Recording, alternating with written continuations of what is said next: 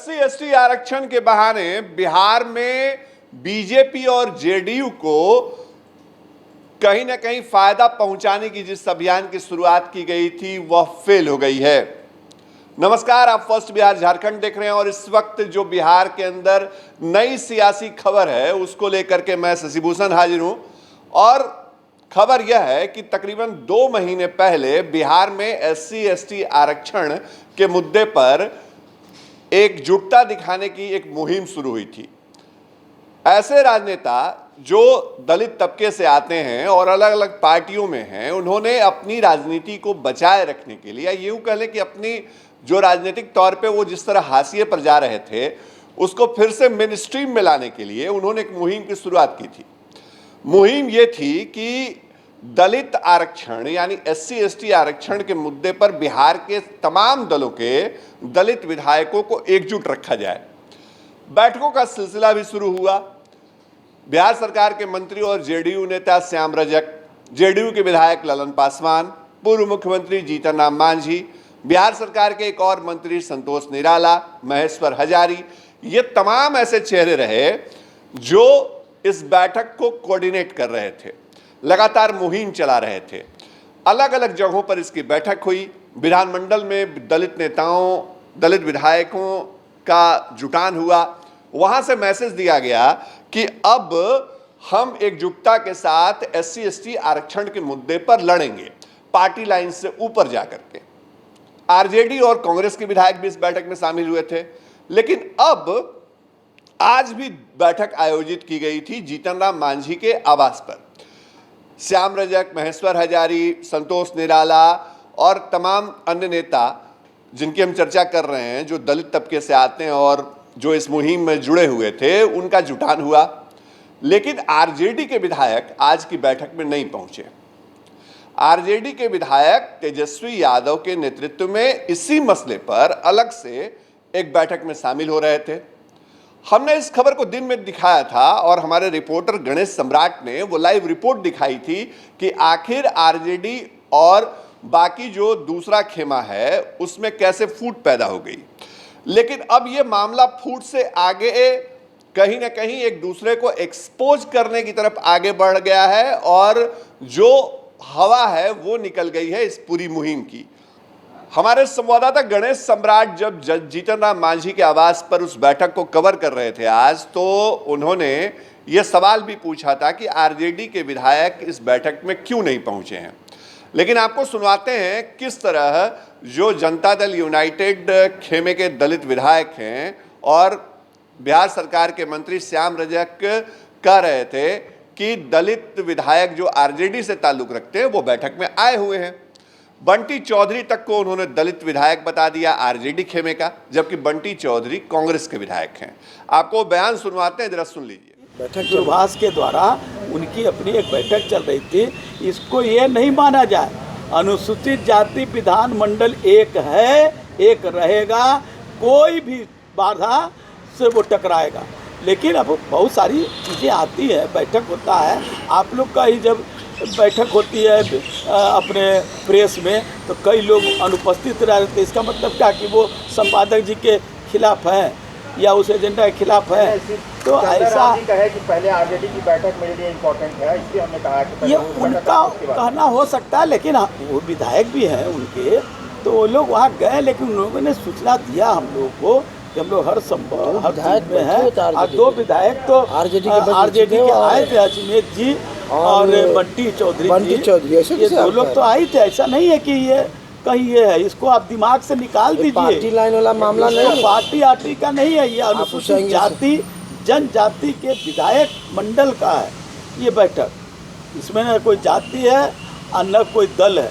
हम पहले ही दिन कहे थे कि दल से बड़ा ये संगठन है। देखिए, हम आपको एक पत्र दिखा रहे हैं, एक रिलीज है वो दिखा रहे हैं इस वक्त जो हमारे हाथ में है।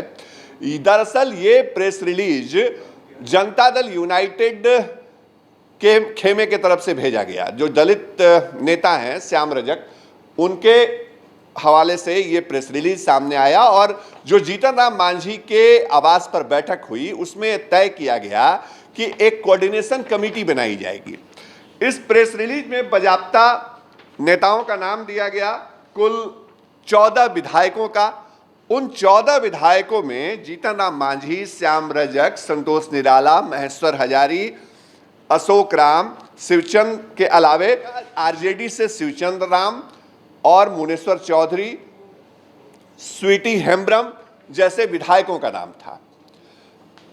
जिस खेमे ने शुरुआत की थी, उस खेमे के समन्वय समिति में, कोऑर्डिनेशन कमेटी में आरजेडी के दलित विधायकों को शामिल किया गया और कहा गया कि इस लड़ाई को हम आगे ले जाएंगे। लेकिन ये एक पक्ष है। दूसरी जो तस्वीर है वो आपको दिखाते हैं। राष्ट्रीय जनता दल के तरफ से भी एक प्रेस रिलीज जारी किया गया। तेजस्वी यादव के साथ जो बैठक हुई, उसके बाद ये जो मजमून है वो निकल करके सामने आया और आरजेडी ने खुले तौर पर जो विरोधी खेमे से आने वाले दलित विधायक हैं, मसलन भारतीय जनता पार्टी, जनता दल यूनाइटेड, लोक जनशक्ति पार्टी, इन तमाम दलों से आने वाले दलित विधायकों को खुल्लम खुल्ला कह दिया कि आप अगर इस लड़ाई को आगे ले जाना चाहते हैं तो आपको अपनी पार्टी छोड़ करके हमारे साथ आना होगा। ये अपने आप में एक बड़ा, कह सकते हैं कि एक्सपोजर भी है और हवा निकालने की इस मुहिम की बड़ी एक पत्र के तौर पर इसको देखा जा सकता है।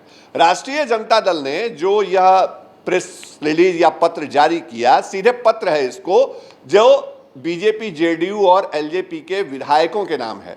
इसमें साफ तौर पे लिखा गया कि बिहार की धरती पर बाबा साहब भीमराव अंबेडकर, डॉक्टर लोहिया, जननायक कर्पूरी ठाकुर, शहीद जगदेव प्रसाद के सपनों को लालू प्रसाद ने उतारने का काम किया है। लेकिन केंद्र सरकार के और भारतीय जनता पार्टी की जो नीति है वो बाबा साहब अंबेडकर की नीतियों से अलग है।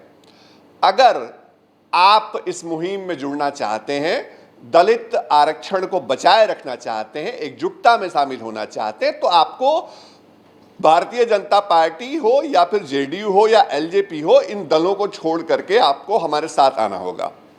और बजाबता ये देखिए, ये पूरी जो प्रेस रिलीज राष्ट्रीय जनता दल की तरफ से आई है, उसमें कुल आरजेडी के जो विधायक हैं दलित कोटे से, उनका पूरा हस्ताक्षर है। और अब एक दूसरे को एक्सपोज करने की जो कवायद है वो शुरू हो गई है। तो दलितों की तरफ से, दलित विधायकों की तरफ से जो मुहिम शुरू की गई थी एकजुटता की बिहार में, उसकी हवा निकल गई है, वो फेल हो चुका है। अब पार्टियों के खेमे में जो दलित विधायक हैं वो बढ़ चुके हैं। ऐसे नेताओं को जिनको लगता था कि अब दलित राजनीति के सहारे या आरक्षण के सहारे वह अपनी राजनीति को फिर से मुख्य धारा में ला सकते हैं, उनको बड़ा झटका लगा है। अब देखना होगा कि आरजेडी के तरफ से जो दूसरे दलों के दलित विधायक हैं, उनको जो यह ऑफर दिया गया है या जो यह पत्र जारी किया गया है, उसके जवाब में उनकी तरफ से क्या कुछ कहा जाता है।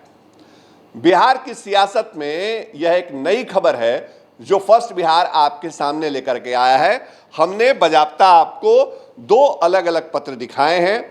दोनों प्रेस रिलीज पत्र ये बताते हैं कि बिहार में जो मुहिम 2 महीने से पहले शुरू हुई थी SC/ST आरक्षण को लेकर के दलित विधायकों को एकजुट रखने की, वो पूरी तरह से फेल हो चुका है। तमाम ऐसी खबरें आपके लिए लाते रहेंगे। देखते रहिए फर्स्ट बिहार झारखंड। नमस्कार। बिहार के आधुनिक अस्पतालों में से एक NSMCH multi speciality 350 bedded hospital, अनुभवी डॉक्टर एवं ट्रेन्ड पैरामेडिकल स्टाफ, विश्व स्तरीय सुविधाओं के साथ अत्याधुनिक ऑपरेशन थिएटर, ICU, NICU, निशुल्क OPD परामर्श, 24 घंटे इमरजेंसी सर्विसेज और जटिल गर्भावस्था का इलाज। Netaji Subhash medical college and hospital, Amhara, Bihta, Patna.